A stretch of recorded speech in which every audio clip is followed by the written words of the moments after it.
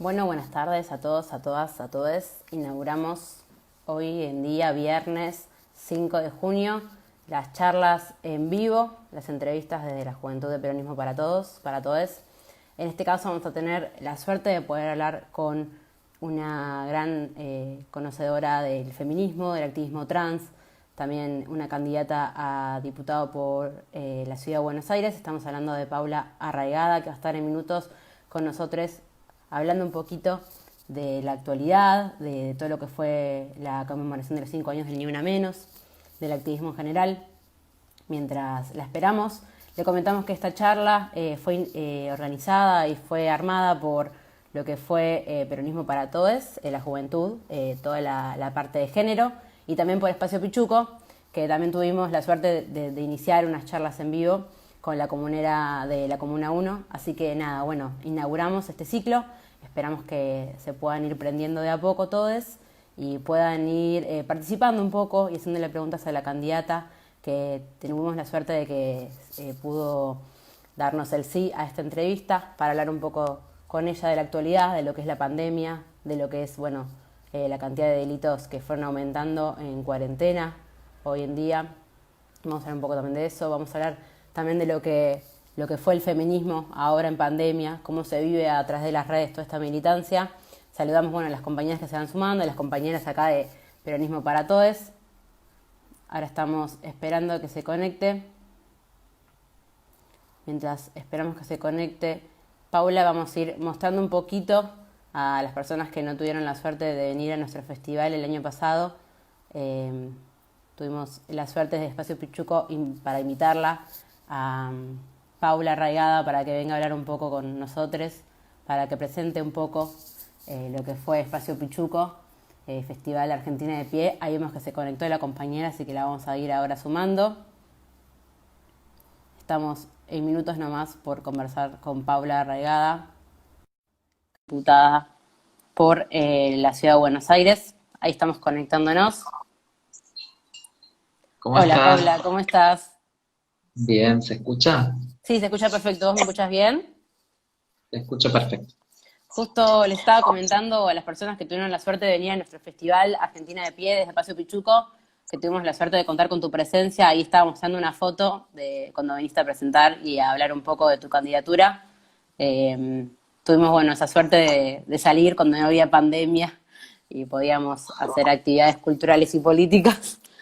Pero bueno, es un recuerdo muy lindo para que las personas que se vienen sumando, para que conozcan un poco lo que fue Espacio Pichuco, y también por agradecer tu paso por Espacio Pichuco el año pasado. Sí, fue un momento muy lindo porque además estábamos en plena campaña y se definían un montón de cosas, entre ellas el destino del país, y bueno, creo que esos fueron los pequeños granitos de arena que cada uno y cada una y cada une fue construyendo y fue aportando para que llegáramos al resultado que tuvimos en octubre. Así que un recuerdo enorme, y además, si bien no estoy en esa misma comuna, estoy a 4 cuadras. Ah, bueno, perfecto. Así que te vamos a poder invitar cuando vuelva a reactivarse todo esto, te vamos a poder invitar nuevamente ahora a seguir hablando de la candidatura y del futuro que nos compete. ¿Cómo venís atravesando la cuarentena, Paula? Bien, en particular, bien. Eh, por ahí con algunas dificultades por lo que sucede en el entorno y lo propio que tiene que ver no solo con el colectivo, sino también con algunos compañeros y algunas compañeras de los barrios populares. Pero bueno, por el resto, bien, porque además eh, tenemos firme todavía la esperanza de que muchas cosas que van a ser las que van a generar dificultades luego, las podemos resolver con una buena gestión de gobierno. ¿Cómo ves la militancia feminista ahora dentro de la cuarentena, a distancia y virtualmente a veces? Yo creo que la militancia feminista siempre está al pie, y ahora se está al pie en el método que se puede comunicar y en el método que se pueda visibilizar. Lo que sí me parece que hay que cuestionarse es qué feminismo queremos y qué feminismo es el que logra más visibilidad, porque también tenemos que pensar que en estos tiempos de redes solamente acceden a las redes ciertos sectores, que no son los sectores masivos o los sectores populares. Entonces, nosotras siempre lo que esperamos es poder avanzar con un feminismo popular, un feminismo que es más cercano ideológicamente al peronismo, que es el abrazar la causa de todas, con una cosa transversal. ¿Qué quiere decir? Es esto de poder manifestar no solamente las necesidades de las mujeres de clase media, sino también las mujeres de clase popular, que son la mayoría que sufre todo tipo de vulneraciones, no solamente la violencia, sino vulneraciones. Y dentro de esas clases populares también están las personas trans. Pero claramente las redes están activas, y creo que sí, lo que tenemos que empezar a pensar es no solamente qué feminismo queremos, sino qué feminismo vamos a militar, porque eso tenemos dentro de lo que es el movimiento nacional y popular, tenemos una falencia de que no podemos incorporar ese feminismo que sea un feminismo que sea representativo a las clases a las cuales nosotros apelamos siempre ideológicamente.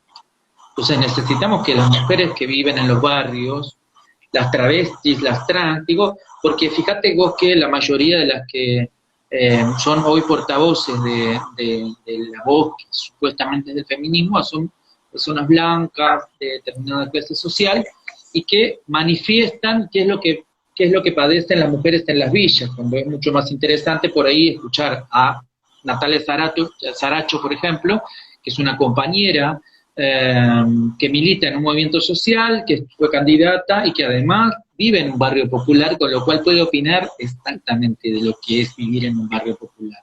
Todas las demás que no vivimos en el barrio popular, lo que hacemos es opinar de fuera.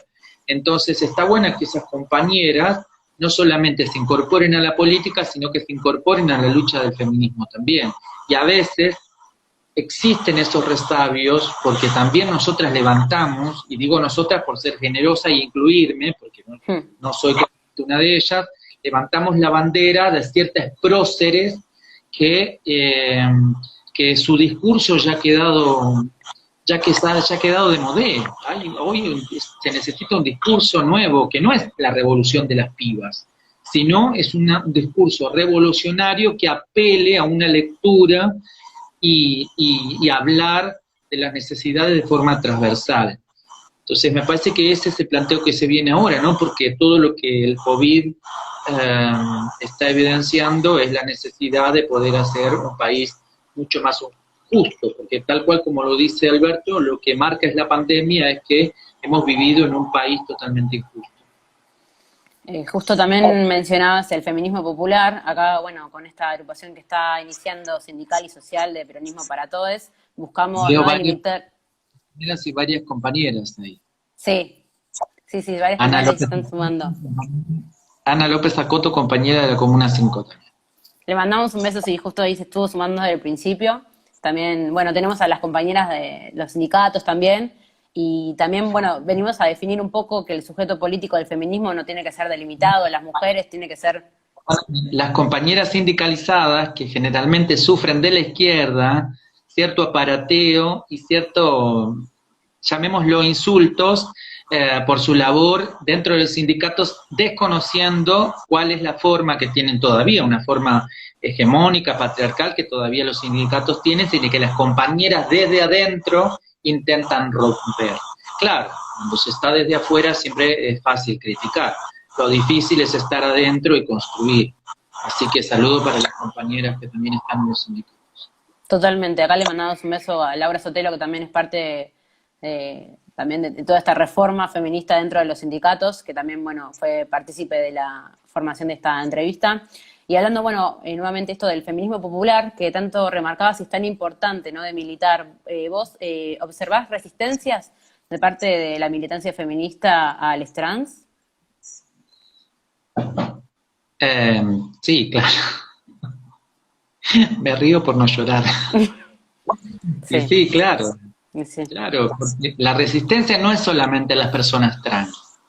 La resistencia a las personas trans es porque vienen a cuestionar la normativa hegemónica binaria de los dos sexos, pero también es una resistencia por la clase social a la que venimos. Vengo de otra reunión con un montón de señoras que pertenecen a otra clase social, y claramente nosotras siempre quedamos como las que hablan más alto de la voz, las que vienen a hacer este lío, pero claro, porque es muy difícil ser una señorita que toma el té y habla de forma pausada y de forma armoniosa y hasta querible, cuando se trae en la espalda tantas necesidades. Entonces esas necesidades que se dicen de forma abrupta, porque la necesidad no hay forma de visibilizarla, que no sea de una forma necesaria como para poder encontrar respuesta, a veces encuentra en las otras y una barrera, porque claramente esas necesidades le hacen ver,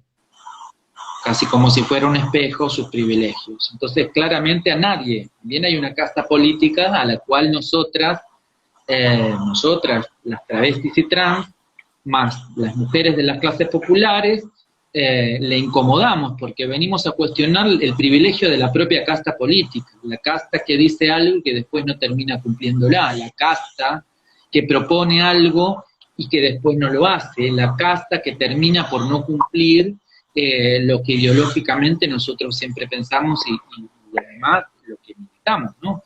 Pero sí, siempre va a haber compañeros y compañeras que les moleste que nosotras aparezcamos. Pero también hay que decir, porque nobleza obliga, que por ejemplo el partido peronista, que todavía sigue teniendo una raigambre patriarcal, el partido nunca tuvo un gesto contrario hacia nosotras cuando nosotras ingresamos, todo lo contrario. Sí, por ahí podías encontrar dentro de algunos dirigentes como cierto asombro porque estuviéramos sentadas ahí, pero fue nada más que esto de vehiculizar el asombro para poder trasladarlo y decir, bueno, estamos en un periodo donde las cosas que no estaban bien y ahora las vamos llevando para que estén un poco mejor y para que estén todas incluidas. Lo que sucede es que esos periodos a veces llevan un tiempo en el cual nosotras no nos podemos adaptar porque necesitamos medidas urgentes. Y el cupo laboral es una medida urgente para que todo esto que tiene que ver con las personas trans, que las personas trans, a cambio o en comparación de las mujeres cis que viven en las clases populares, tenemos la diferencia que nosotros tenemos un promedio de vida de 35 años, las mujeres de clase popular que viven y que tienen nuestras mismas dificultades, lo que no tienen da igual que nosotras, que sí tienen un periodo de vida, una expectativa de vida mayor que la nuestra. ¿Sabes qué? Yo tengo gatos, ¿no? Y sí. Los gatos hacen todo lo que no pueden. Ahora hay una gata negra, que ahora se cayó, pero te lo iba a mostrar, estaba trepando en lo alto de la... No, te creo porque mis animales hacen lo mismo, te creo perfecto, sí, ubican el mejor momento para hacerlo. Sí, es una gata afro, como toda afro, anda por ahí haciendo el... Perdón, la está. No, por favor, no, por favor, acá también somos militantes de los animales y de los gatos.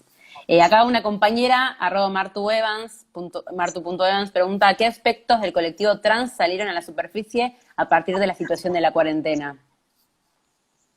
Y la primera es la desigualdad, porque la mayoría de las compañeras no tienen un trabajo registrado, y cuando te estoy hablando de la mayoría, ni siquiera te estoy diciendo el 50% de las compañeras, te estoy hablando de un 98%, casi un 99%, no tienen trabajo registrado, con lo cual ese 99% de la población está en la total indigencia. Como también hay muchas que son migrantes, no pueden acceder a la IFE, tampoco pueden acceder algunas porque no tienen los documentos, tampoco pueden acceder muchas, porque a veces nosotros hacemos cosas que son enormes, pero no sabemos cómo hacerlas para que sean transversales y para que lleguen a todo el mundo. A veces generamos planes o plataformas que están pensadas solamente para la gente que tiene costumbre de agarrar la computadora, o tiene costumbre de poder abrir un Excel o abrir una plataforma en la que vos tenés que llenar X requisitos. Hay muchas compañeras que rara vez, y esto es transversal, las compañeras trans, sino también las personas que sufren otras vulneraciones. a veces lo que necesitamos es que todo eso sea de fácil acceso. Y cuando hablamos de fácil acceso es de que sea algo fácil. Y estas compañeras que no han tenido acceso a la IFE son las compañeras que viven ahora en una precariedad total.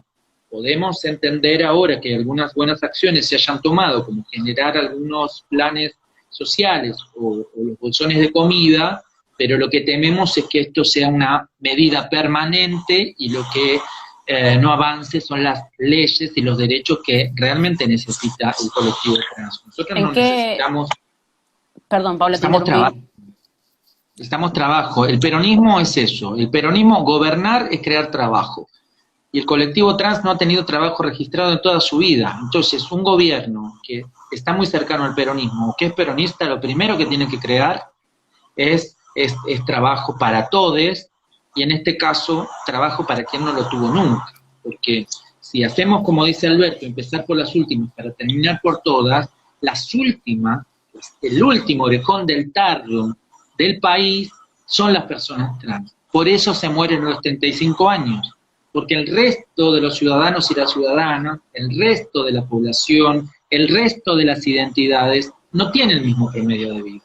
Y esto es parte de lo que nosotros, como militantes del campo popular, peronistas, debemos propagar para que de una vez por todas un gobierno popular y nacional termine con esa desidia que ha tenido los sucesivos gobiernos y el Estado en general para con nosotras, y se termine de una vez por todas ese genocidio que se ha perpetrado contra nosotras por nuestra decisión identitaria. Esto no puede suceder más, y esto queda muy claro a través de la pandemia, y la pandemia lo que hace es reflejar, es cristalizar situaciones de extrema vulnerabilidad y hipervulnerables, como se llamó ahora, y que claramente eso hay que resolverlo, no se puede resolver con medidas que tapen el fuego. Se necesitan medidas que sean fuertes para un problema que tiene una raigambre de muchísimas décadas. Y justo mencionabas la ley trans, la ley de cupo laboral trans, ¿en qué estado está la ley esa? En Nación no tenemos todavía tratamiento de ley. Hay varios proyectos, pero la foto que pasaron recién es la foto, ese es el primer 3J, donde las identidades, la afro, originaria, migrante y trans, por primera vez suben al escenario del Ni Una Menos, y después ya empieza a suceder también el 8 de marzo. Pero ahí es donde se rompe la hegemonía, porque en ese momento había una única lectora, mujer cis, blanca y académica, que no era ella que se quería imponer, porque la asamblea votaba para que hubiera una persona cis, blanca, académica, representando las voces, y en esa última asamblea pudimos romper esa hegemonía que planteaba la asamblea del Ni Una Menos, que no tiene nada que ver con la organización, sino se planteaba así porque era en torno al 3J, y pudimos romper que esa voz hegemónica se trasladara a las voces que hasta ese momento habían sido ocultas o silenciadas. Seguimos necesitando que aparezcan voces, porque hasta ahora, por ejemplo, en plena pandemia, que quizás podría haber sido más abierto el 3J, terminamos silenciando las voces que siempre están silenciadas, a las personas a las mudas, a las sordas, a las ciegas, y bueno, son personas que necesitan que también escuchemos sus reclamos, porque claramente necesitamos que estas personas no solamente escuchar los reclamos, sino que participen de la vida política.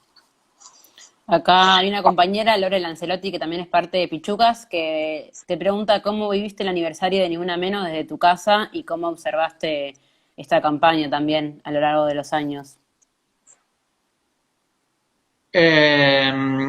No lo viví desde mi casa porque ese día teníamos entrega de bolsones para las compañeras, así que estaba en el lugar en el que me elegido militar, y estábamos haciendo el trabajo que hacemos todos los días, que es acompañar a las compañeras, a los compañeros y a las compañeras Y ese era un día normal de entrega, así que creo que fue la mejor forma de poder homenajear a todas las compañeras que ya no están, es justamente haciendo que las compañeras que están lo pasen mucho menos dolorosa a la instancia de la cuarentena. Así que la viví, sí, lo que viví, a diferencia de las asambleas, a diferencia de los años anteriores, que las asambleas lo que daban era el calor del discurso y el calor también de la argumentación del discurso, y ahora al no estar eso, la verdad que se nota mucho la falencia.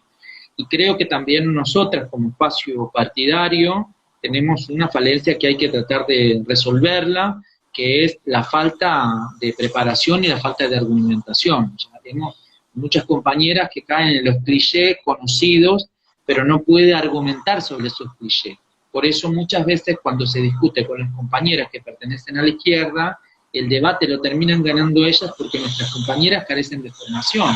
Entonces, a cada respuesta a cada interpelación de las compañeras de izquierda se responde con un eslogan, y claramente ese eslogan, si no se justifica, es solamente eso, un eslogan. Entonces necesitamos que las compañeras, además de abrazar el feminismo, se empoderen realmente, y no sea un empoderamiento ficticio y que sea solamente de la palabra.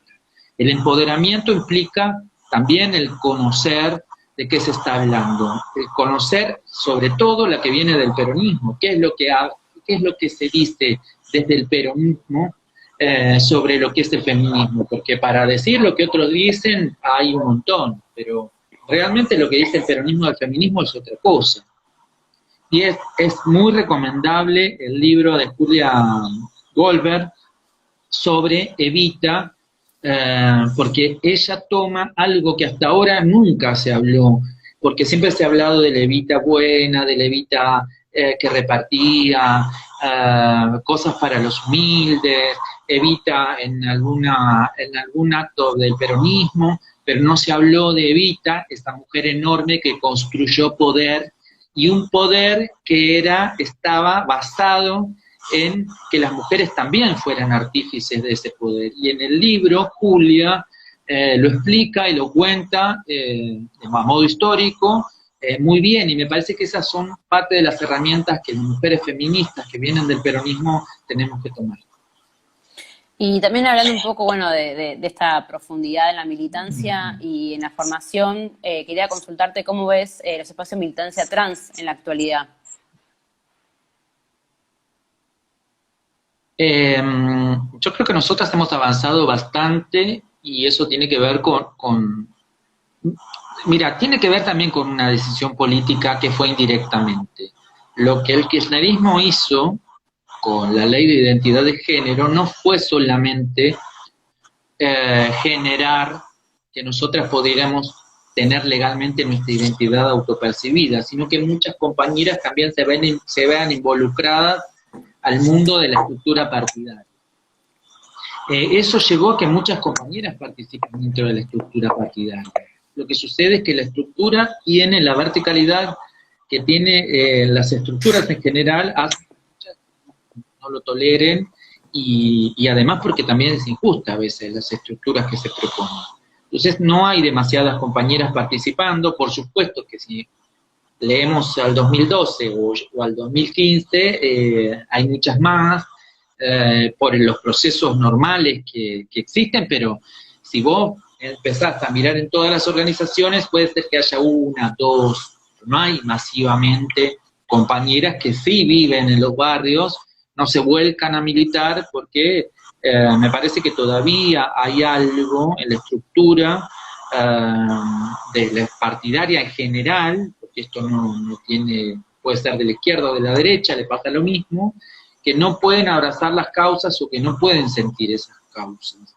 Y por ahí siempre lo que sentimos últimamente es que a nosotras se nos nombra por una cuestión de lobby o por una cuestión de quedar bien políticamente, por tener un discurso correcto, pero en la acción eso no tiene concordancia. Entonces, quizás habría que recordar lo que Perón solía decir, y que más vale decir es hacer. Entonces, necesitamos que hagamos un poco de cosas para que las compañeras se acerquen más a la vida partidaria.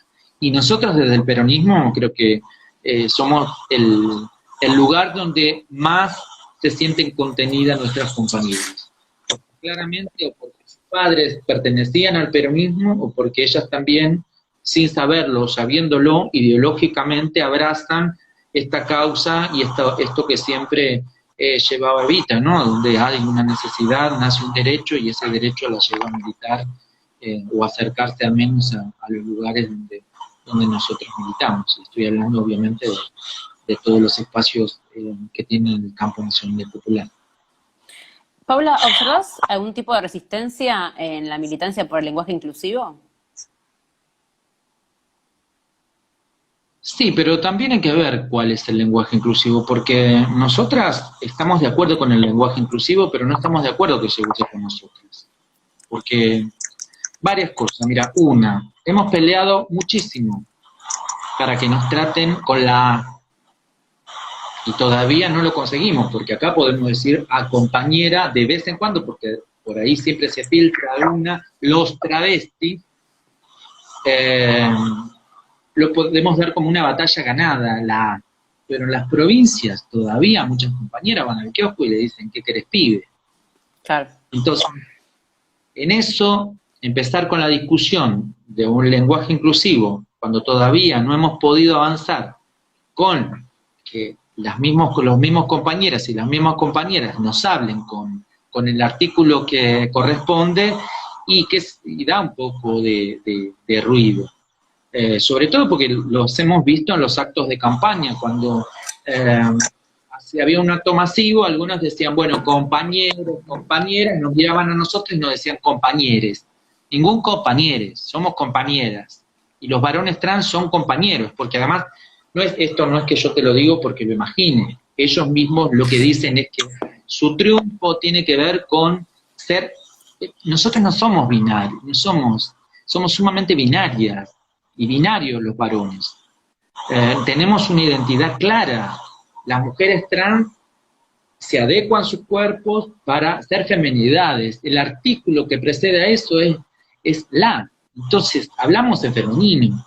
Los varones adecuan sus cuerpos para adecuarse a una figura masculina. Entonces, la figura que buscan para ser nombrados es él.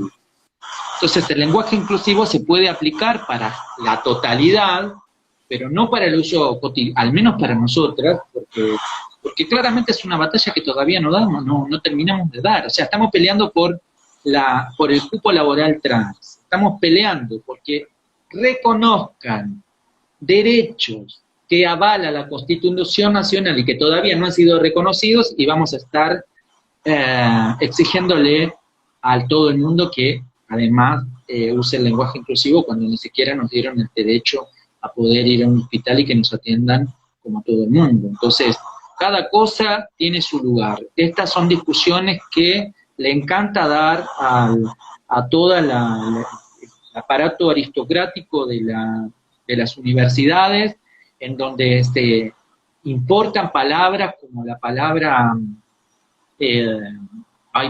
mira, le tengo tal aversión que disidencia. Esas palabras están en un ámbito y después nos la quieren aplicar a nosotras cuando nosotras ni siquiera fuimos consultadas para sentirnos como tal. Y el lenguaje inclusivo, nosotras por supuesto nunca vamos a estar en contra de nada, ahora que no se aplique con nosotras.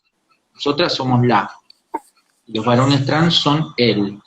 Entonces, está muy bien, hay que empezar a avanzar, pero también cuando nada que hable de nosotras sin nosotras. Si van a aplicar cosas con nosotras, nos tienen que venir a consultar, porque si no, se generan cosas que después no se sabe de dónde salieron. Hace un rato una persona hablaba de que se estaban presentando tal proyecto de ley por las hormonas para las personas, para la disidencia. La disidencia no toma hormonas.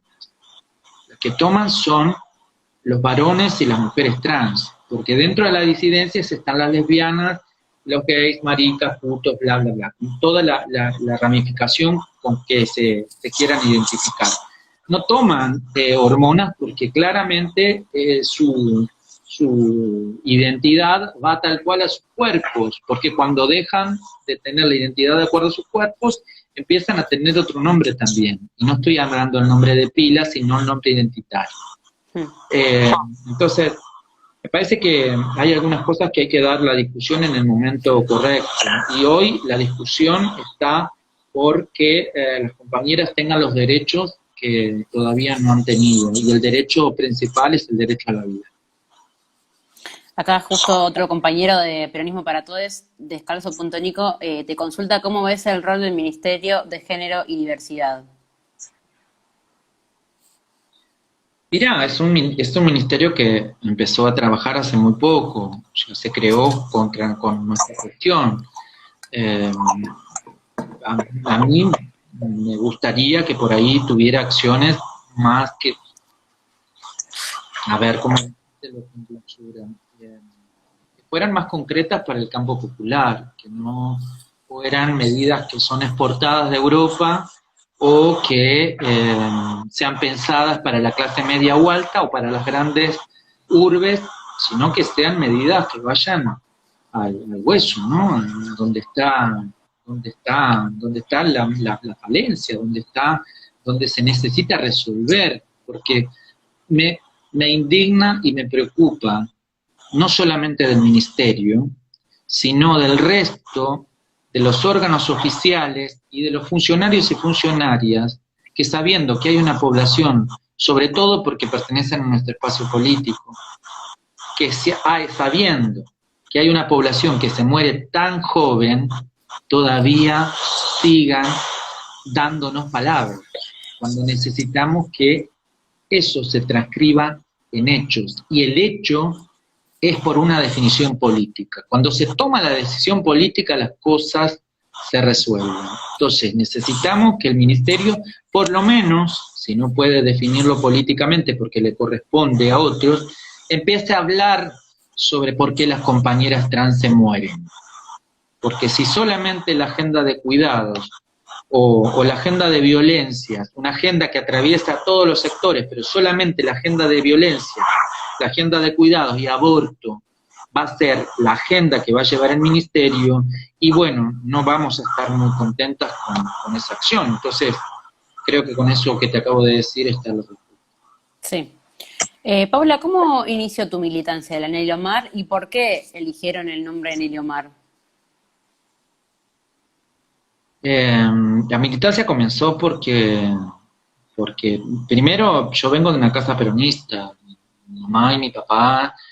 Mi mamá había sido delegada cuando Eva empezó a armar el partido, y ahí siempre se hablaba de Perón y de Evita con mucha devoción, y mi abuela siempre contaba algo que no me lo voy a olvidar en la vida hasta que me muera, es que gracias a Perón y gracias a Evita ellos pudieron brindar los fin de año con pan dulce y sidra. Eso que no, el corazón no pueda estar en otro lugar, aunque tan solo sea por agradecimiento al principio, porque desconoces toda la obra, y después cuando conoces la obra, es lógico que te abraces a esa causa, porque esa causa es la que dignificó a mi padre como trabajador y a mi madre como obrera, y los metió en la política a discutir algo que no sabían. Entonces claramente una se va abrazando a la causa del peronismo, pero luego cuando aparece un peronismo que es reaccionario, un peronismo que da la espalda a los trabajadores y a las trabajadoras, estoy hablando del peronismo de los 90, claramente quien era joven, como yo en esa época, no se sentía muy cercana al peronismo, tampoco se sentía cercana a ningún otro partido, pero ese peronismo no. Cuando aparece Néstor, empezamos a mirar desde otra forma al peronismo y al campo popular, y después con Cristina, claramente había una necesidad de empezar no solamente a mirar con simpatía, sino a participar dentro de las discusiones que se daban en los espacios partidarios. Pero a mí me pasó algo con Cristina, es que aparecía Cristina todo el tiempo en mis sueños y me decía que no hacía nada. Entonces me repetía que no hacía nada, y entonces un día, tanto soñar con Cristina, y que además Cristina, hasta en los sueños, no es una persona que te viene y te dice, ay, ¿por qué no te está? Claro. Te presiona hasta ahí.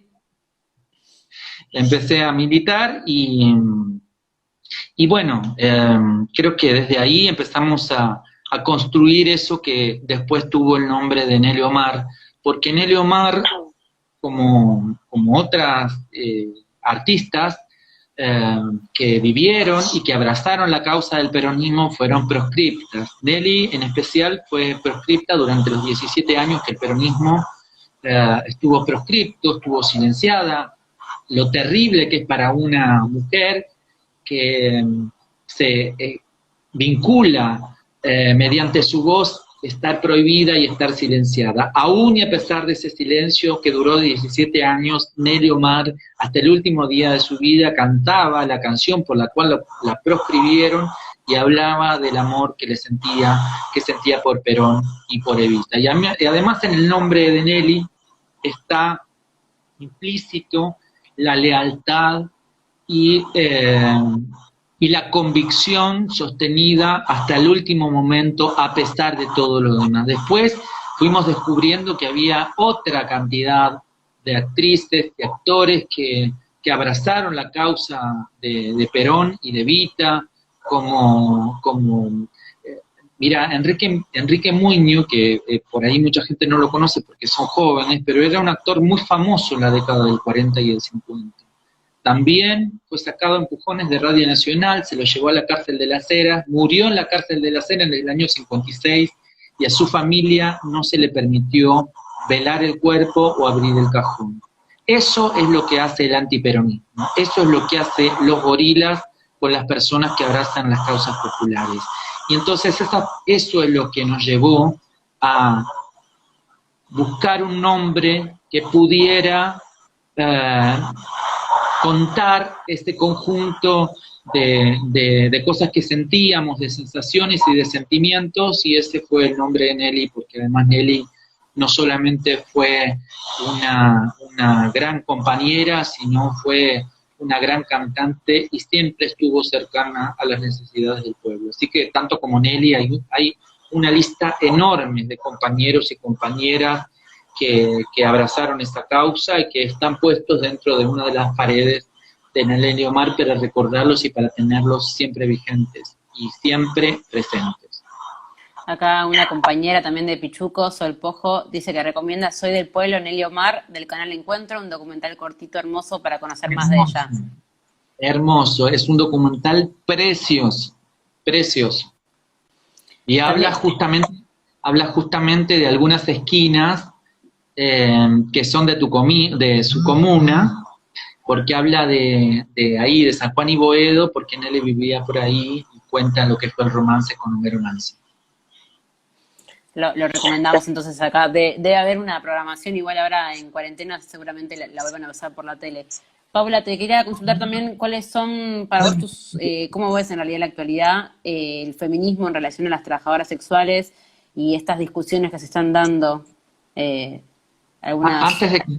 Antes de ir a esa pregunta, también está en YouTube, buscando Soy del Pueblo, está la historia de otras actrices que también son peronistas, y ahí cuentan qué es lo que sucede qué es lo que sucede con ellas cuando cae Perón. Me voy a anotar lo de las trabajadoras para no olvidarme. Y ahí está la vida, por ejemplo, de Mecho Ortiz, de Fanny Navarro y de Sabina Olmos, que también fueron compañeras y que también sufrieron la proscripción. Fanny la pasó muy mal. Y Sabina Olmos muere en el año 96, muere olvidada no solo por el partido, sino muere olvidada por nosotros. Se suicida en un edificio de Lugano, y cuando se le encuentra, se le encuentra con lo único que tenía puesto era su camisón y un anillo que le había regalado Eva Perón para su compromiso con Charlie. Esas son las mujeres que a nosotros nos gusta sostener, porque son mujeres que han tenido muchísimo amor, y que a veces ese amor no ha sido gratificado o no le hemos respondido como debería ser. Y Sabina Olmos hace una película con otra peronista que es Isabel Sarli. Estoy mirando para acá porque la gata en cualquier momento hace desastre. No la vemos todavía en pantalla igual, ¿eh? No, pero está intentando meterse por todo esto.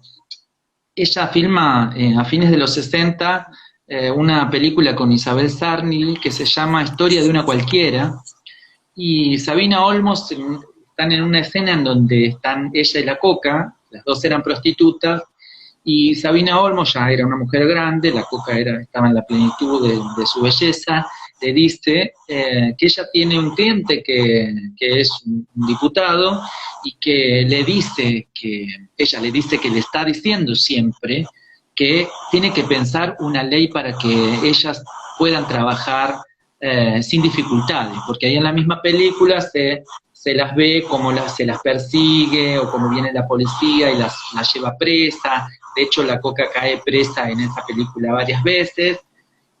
Y bueno, acá está. Acá está. Saluda ya. ¿Te gusta? Saluda, ahí está. Ahí está, ahí Ahora aparece. También quiere formar parte del vivo. Allí ella le plantea la necesidad de tener derechos, de que las trabajadoras sexuales tengan derechos. Yo creo que la posición que el peronismo debe tener, porque aparte de Perón, también en los últimos años del gobierno de la década del 50, también avaló que las trabajadoras sexuales ejerzan su trabajo. Yo creo que nosotros lo que deberíamos adoptar es el respeto a la decisión de personas adultas. Estamos hablando de personas mayores de 18 años. Y entender que los paternalismos o los maternalismos no son propios de la militancia feminista, ni tampoco son propios del peronismo, porque donde las compañeras necesitan tener sus derechos, me parece que quizás hay que escucharlas, porque son todas mayores de edad, son todas mujeres que deciden hacer lo que quieren hacer, y me parece que en eso no hay ninguna imposición sobre la otra, porque claramente, como se dice, para sostener la ley de interrupción voluntaria del embarazo, mi cuerpo es mío, yo decido. Entonces, no seamos tutoras morales de la sexualidad de las compañeras y les compañeres, trabajadoras sexuales.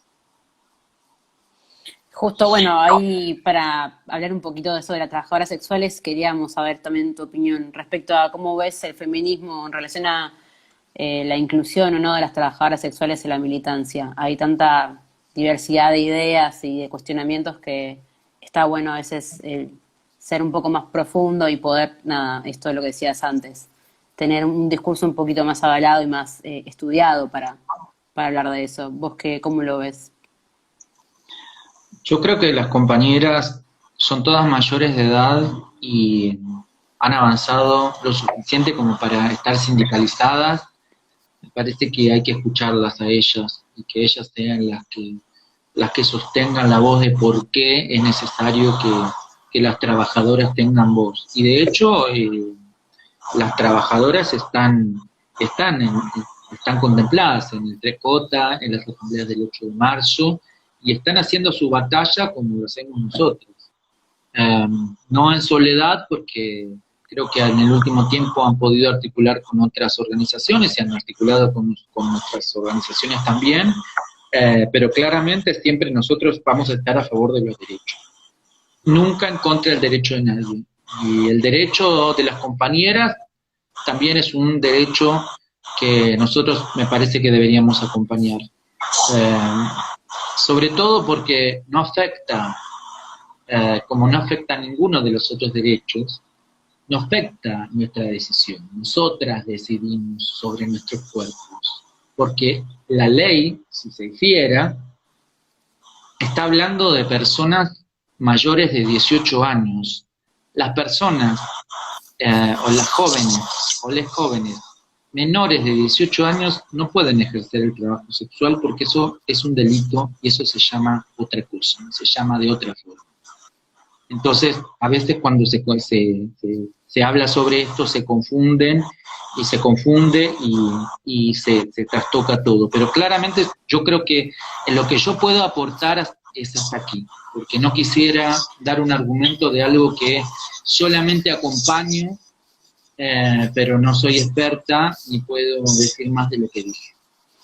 Lamentablemente el tiempo premia, aviso Pablo por las dudas, el vivo de Instagram tiene 1 hora y nos quedan 15 minutos. Te voy haciendo las últimas preguntas para ir cerrando porque lamentablemente se nos va a cortar y es re interesante todo lo que nos estás contando. Acá una compañera, Ani Benítez, también de Espacio Pichuco, te pregunta ¿en qué medida crees que sigue vigente el discurso de quienes tiraron bombas en la Plaza de Mayo en el 55? Y está vigente todos los días. Patricia Bullrich no tira bombas, pero quiere tirar abajo la cuarentena. O sea, es el discurso, lo que ellos son capaces de hacer. Por eso hay que recordar lo que hicieron en esa época, porque es lo mismo que si tuvieran el suficiente poder lo harían. Porque no llegaron a perseguirnos, porque ahora existen los medios y existe la internet, porque si no también nos hubieran perseguido. Porque les recuerdo que cuando perdimos en el 2015, empezó toda una oleada sobre nuestros locales, y eso era para amedrentarnos, y eso era para asustarnos. Nos asustaron, nos quisieron asustar, o nos quisieron perseguir usando distintas metodologías, persiguiéndonos en los espacios laborales, persiguiéndonos en la calle, había patrulleros que pasaban y te miraban, y eso no fue un invento y no fue un sueño, sino fue algo que sucedió no hace tanto tiempo, porque esa gente odia tanto que es capaz de hacer cualquier cosa. Y estoy segura que si hubieran seguido, hubieran venido por todas nosotras, hubieran venido a buscarnos por una cosa o por otra, hubiéramos terminado presas. Recuerden que antes éramos tan libres que podíamos salir a pintar un mural que refleje muchas de las cosas que nosotras sentíamos. No podemos en Capital pintar más murales, que es el único bastión que tiene esa fuerza. No lo podemos pintar porque si vos vas a pintar un mural te llevan presa. Eso es una forma de cercenar la libertad. No pueden hacer más porque no tienen suficiente fuerza. Pero hay que tener cuidado y estar alertas, porque si nosotros no hacemos bien las cosas, están ahí esperando agazapados. Igual lo hicieron con Perón. Esperaron agazapados un momento y después dieron el golpe. Nosotros tenemos que cuidar el gobierno y tenemos que cuidar a nuestro presidente, y la forma de cuidarlo es ser leales pero no obsecuentes. Y en esa lealtad también formarnos para poder discutir con toda esa gente que viene de otra clase social, porque la mayoría de ellos asiste a los programas de televisión y discute con argumentaciones que son falaces, pero que son argumentaciones creíbles, porque la mentira siempre tiene un lado de credibilidad, pero tenemos compañeros y compañeras que enfrente no pueden discutir con la misma vehemencia y dando argumentos que hagan caer esa mentira. Entonces, a los compañeros y a las compañeras, prepárense, lean el manual de conducción de Perón, lean sobre los discursos de Perón y de Evita, lean los discursos de Cristina, de principio a fin, porque son cátedras de formación, de espacio formación, obviamente. Y eso va a ser una forma para contrarrestar a toda esa derecha que siempre está agazapada. Lo vimos en Bolivia con lo que pasó con Evo, y lo vemos en Bolsonaro, que todos los días dice desastres, hace desastres y persiste en el gobierno. Así que yo creo que no es probable que suceda, porque tenemos un gobierno y un presidente fuerte, pero depende que nosotros también acompañemos al presidente y al resto de nuestro gobierno para que esto avance y no darle lugar a todos los que están ahí esperando para ver qué pueden hacer para llegar al poder. Paula, para ir cerrando, ¿cuáles son las compañeras, los compañeros o los compañeros que te inspiraron en la historia y en la actualidad? Hay alguno de ellos que ya los mencionaste, pero si hay otros que quieras mencionar. No, yo aprendí mucho con Cristina. escucharla a Cristina y de entender cuáles eran las lógicas con que Cristina planteaba las cosas. Y sí, por ahí va a ser controvertido, pero siempre la oratoria, me gustó la oratoria que tenía Gioja antes, ahora está un poco más grande, pero antes tenía una oratoria muy buena, y de él aprendí muchas cosas, de bien verlo, ¿no? Nunca no lo conozco de vista y lo he cruzado alguna vez, pero no lo he tratado. Pero no, creo que el basamento siempre está en Perón, Evita, Néstor, Cristina y todo alrededor de la gente que va aprendiendo. Y sí hemos aprendido muchísimo de nuestra gente, ¿no? De nuestras compañeras, porque algunas venimos de las clases populares, pero a veces no llegamos a este lugar o no llegamos a tal otro, y cuando vamos y atravesamos esos lugares, eso también nos permite aprender y llevar esa conciencia que hasta ese momento no lo tenías de esos aspectos. Así que hay muchas maestras, pero los principales son los que te nombré, y nada, mucha gente que ha acompañado los procesos, ¿no? Porque estos procesos se dan por el amor a estas personas que te nombré, a estos líderes que te nombré, pero también se sostiene con las discusiones pequeñas entre los compañeros y las compañeras, y también por el afán de hacer esto que siempre soñamos desde el peronismo, que es trabajar por la felicidad del pueblo. Paula, la verdad te agradecemos muchísimo desde Espacio Pichuco, desde Peronismo para Todos, por tu claridad política, por darnos esta entrevista. Esperemos, bueno, en un momento poder volver a invitarte cuando se reanude esta normalidad, a nuestro espacio, a nuestros lugares, a nuestros locales, para que vengas y puedas participar también como lo hiciste el año pasado. Cuando quieran. Bueno, un saludo para todas, todos y todes, y vayamos poniendo ladrillo a ladrillo para lograr que este gobierno sea uno de los mejores y que viva el peronismo y reine la igualdad, por fin, en este país. Un saludo, Paula, muchas gracias. Muchas gracias.